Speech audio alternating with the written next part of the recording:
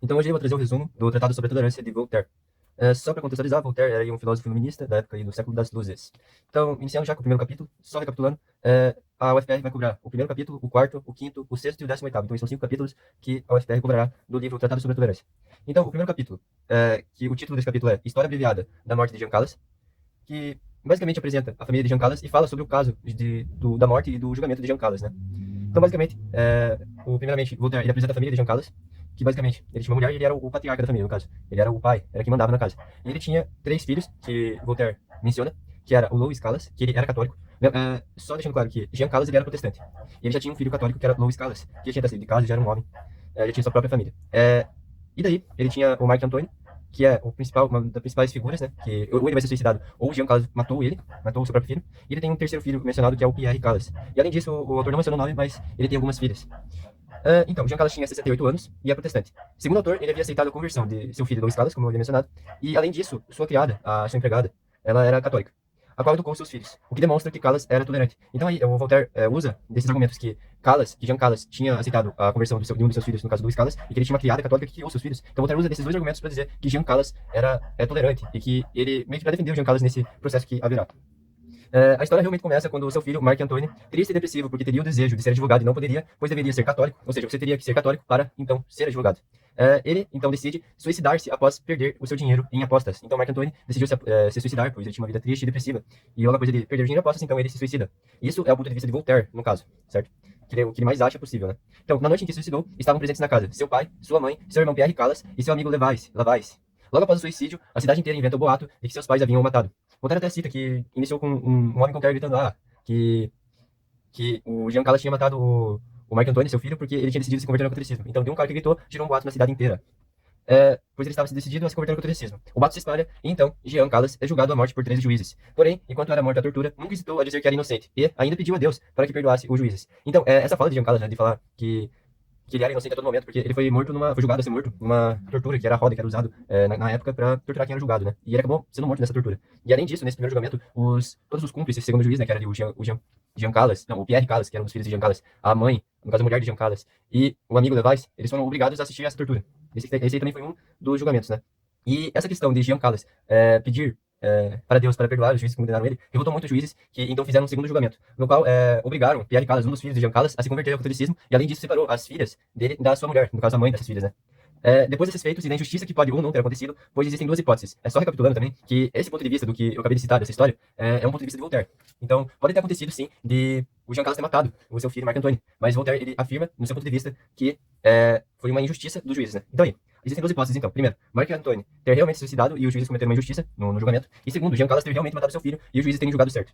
O autor então chega à conclusão, entre aspas, os juízes de Toulouse impulsionados pelo fanatismo do populacho, fizeram supliciar um pai de família inocente, uma atitude que não tem qualquer justificativa. Ou seu pai de família e sua mulher estrangularam seu filho mais velho, ajudados nesse parricídio por um outro filho e por um amigo, algo que não se encontra na natureza. Em qualquer desses casos, o abuso da religião mais santa que existe acabou por produzir um grande crime. É, portanto, do interesse do gênero humano que examinemos se a religião deve ser caridosa ou bárbara.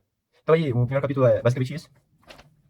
E agora aí o quarto capítulo, né, que o título dele é Sobre o perigo da tolerância e por quais povos ela é permitida. No início do capítulo, Voltaire, que viveu no século das luzes, e iluminismo, propaga a ideia de que sua época é mais evoluída que a anterior, na qual o fanatismo reinava. Agora a razão predomina. Vale ressaltar que ele faz parte do pensamento de que a história evolui e que esta evolui para melhor. É possível observar isso em. Então, só aí, deixando claro que essa filosofia iluminista, que foi propagada por Rousseau, por Voltaire, por Descartes, ela tinha um grande princípio que era a revolta contra a Idade Média, contra o fanatismo religioso. Então, eles tinham esse contraponto contra a religião e era muito a favor da razão, certo? Então, eles tinham essa ideia de que a história estava no progresso e estava sempre evoluindo. E vale ressaltar isso, então. Então, vamos à fala em que expressa exatamente isso em Voltaire. Mas a geração, entre aspas, mas a geração presente é tão bárbara como o foram seus pais. Nosso tempo, a razão que progrediu tanto, os bons livros, a delicadeza da sociedade, não terão podido penetrar naqueles que conduzem o espírito dessa gente?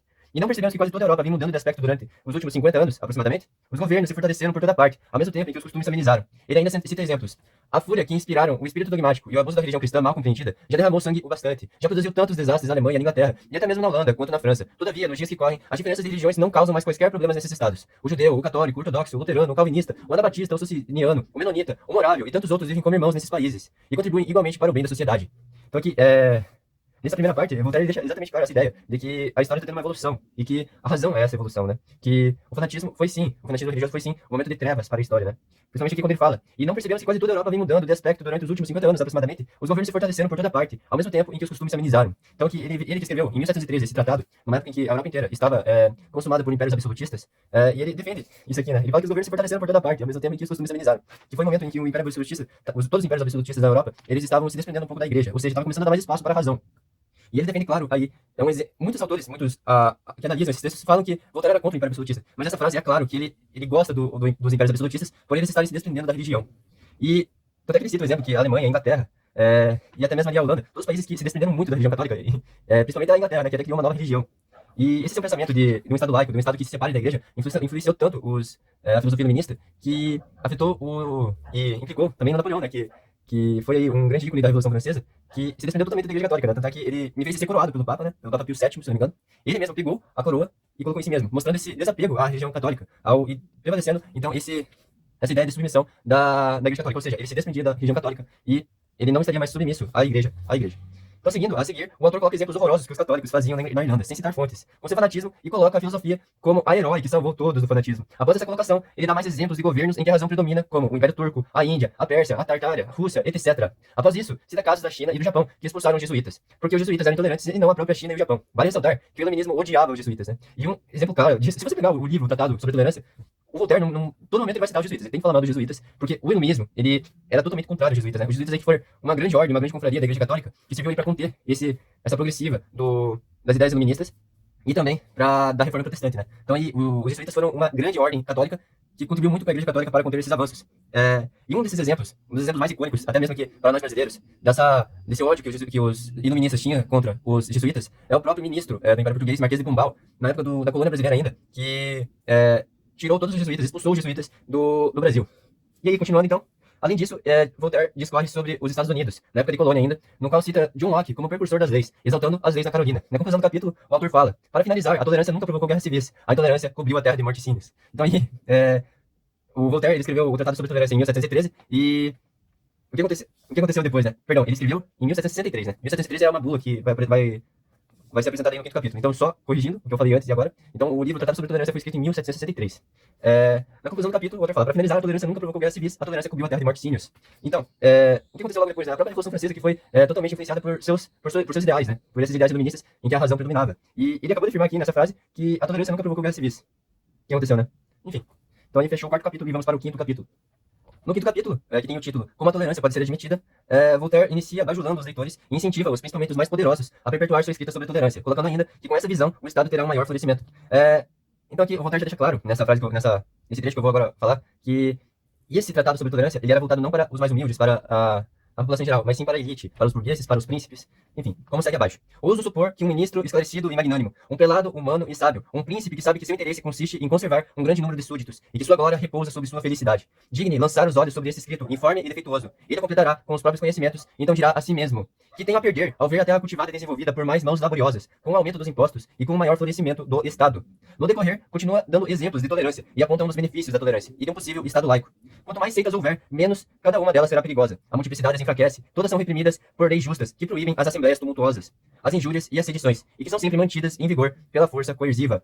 Então aí, Voltaire ele dá jus ao seu título, né, desse capítulo, como a tolerância pode ser admitida. E ele deixa claro que uma das maneiras de propagar essa tolerância que ele tanto prega é favorecer a separação das religiões, pois as religiões, quando elas são divididas, elas perdem a força e elas são mais vulneráveis ao Estado. E ainda, dando um ultimato ao título do capítulo, o escritor descreve o método contra o fanatismo. O melhor método de diminuir o número de maníacos, se é que existe, é o de deixar essa doença do espírito sob o controle da razão, que esclarece aos homens lentamente, mas de maneira infalível. A razão é doce, é humana, inspira a indulgência, abafa a discórdia, fortalece a virtude, torna agradável a obediência às leis, mais ainda que a força pode obrigar a cumpri-las. Então aí Voltaire, ele exalta a razão. Em contraponto, ele deixa de lado o fanatismo religioso, fala que o fanatismo religioso não faz bem para o homem, e a razão é o principal caminho para o homem evoluir.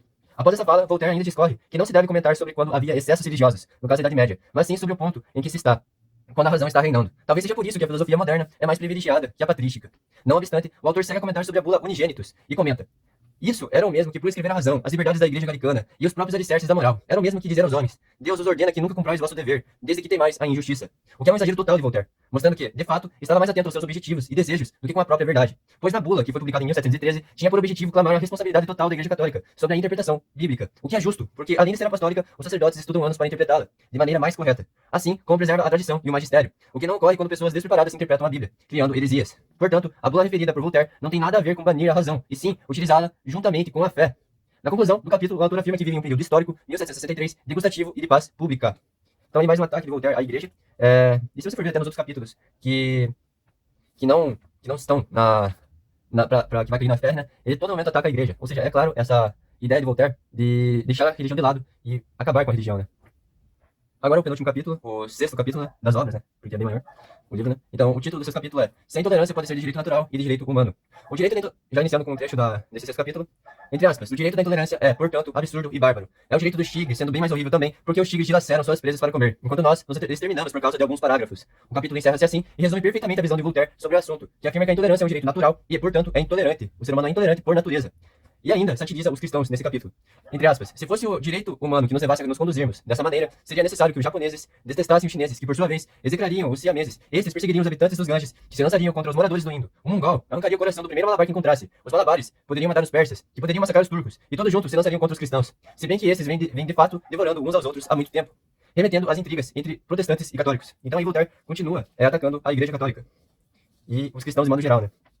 E agora, o último capítulo, o 18º, os únicos casos em que a intolerância faz parte do direito humano. Os casos em que a intolerância parece ser razoável para Voltaire são para contrapor o fanatismo religioso. Ou seja, para Voltaire, a intolerância religiosa é errada, porém a intolerância contra o fanatismo religioso é justificada e não é errada. Então aí Voltaire é basicamente assim. Ou seja, a intolerância religiosa, por exemplo, eu achar errado, uma religião achar errado um preceito de outra religião, é errado. Porém, a intolerância contra a religião, ou seja, de ateus e de modo geral o mundo em geral, não é errado ser intolerante contra a igreja. Ou seja, não é errado você fazer isso contra a igreja, certo? E isso é afirmado e como discorrido por Voltaire em, entre aspas, para que um governo não tenha o direito de punir os erros dos homens, é necessário que esses erros não sejam crimes. Os erros somente são crimes quando perturbam a sociedade. Eles perturbam a sociedade desde que inspirem fanatismos. É preciso, portanto, que os homens comecem por deixar de ser fanáticos a fim de merecer a tolerância. Enfatizando que para Voltaire, a tolerância só é válida para quem não é fanático, entre aspas, entre parênteses, religioso. Então aqui, ele deixa óbvio que se você quer que as pessoas tenham tolerância contigo, você tem que deixar de ser religioso. Ó, de novo, entre aspas. É preciso, portanto, que os homens comecem por deixar de ser fanáticos a fim de merecer a tolerância. Então aqui, ó, é óbvio, essa posição de Voltaire. E aqui encerra-se o resumo do livro Tratado sobre a Tolerância de Voltaire para a UFPR. Aqui eu tenho meu resumo, deu 4 páginas. Se alguém quiser aí, comenta aqui embaixo no YouTube. E aí eu agradeço se vocês curtirem e se inscreverem no canal. Muito obrigado por assistirem. E esse foi meu resumo sobre o Tratado sobre a Tolerância de Voltaire.